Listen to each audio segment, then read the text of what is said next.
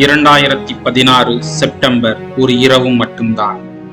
ஆனால் அந்த இரவு தவறான ஒரு தகவல் வெளியேறியிருந்தால் இந்தியா பாகிஸ்தான் எல்லை முழுவதும் தீப்பற்றி எரிந்திருக்கலாம்.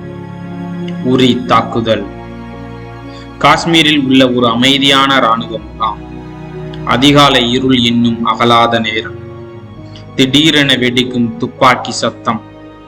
சில நிமிடங்களில் 19 இந்திய இராணுவ வீரர்கள் உயிரிழந்தனர். நாடு முழுவதும் கோபம், அதிர்ச்சி, பதில் என்ன வரும் என்ற எதிர்பார்ப்பு. இந்த சூழலில் இந்திய இராணுவம் மற்றும் உயர்மட்ட பாதுகாப்பு அதிகாரிகள் ஒரு மிக ரகசிய முடிவை எடுத்தார்கள்.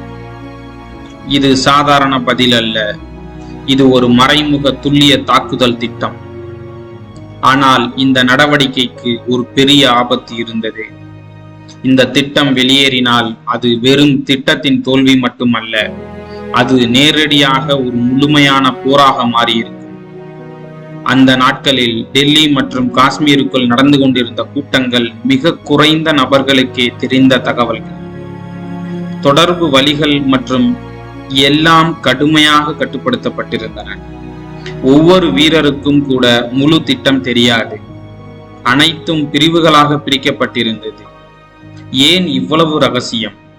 ஏனெனில் எதிரி ஒரு சிறிய குறியீட்டை கூட கண்டுபிடித்தால் எல்லையில் ஏற்கனவே பதற்றமாக இருந்த நிலை நேரடியாக தீவிரமடைந்து 2 நாடுகளும் போர் நோக்கி செல்வதற்கான வாய்ப்பு இருந்தது. செப்டம்பர் 28 இரவு எல்லைக்கு அருகில் சிறிய குழுக்கள் அமைதியாக நகரத் தொடங்கின. எந்த சத்தமும் இல்லாமல், எந்த சுவடும் இல்லாமல். அவர்கள் சென்ற இடம் சாதாரண இலக்கு அல்ல, அது கவனமாக தேர்ந்தெடுக்கப்பட்ட பயங்கரவாத முகாம்கள்.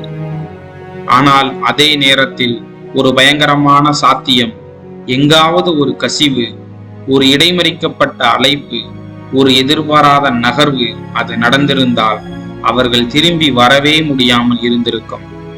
இந்த நடவடிக்கை ஒரு கூர்மையான விளிம்பில் நடந்தது.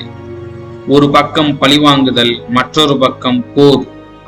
அந்த இரவு இந்தியா எடுத்த இந்த முடிவு உலக அரசியலையே பாதிக்கக்கூடிய ஒரு துணிச்சலான அரசியல் நகர்வு. சில நேரங்களில் போரின் முடிவு போர்க்களத்தில் அல்ல, ஒரு ரகசிய திட்டம் கசியாத அந்த ஒரு நிமிடத்தில் தான் தீர்மானிக்கப்படுகிறது.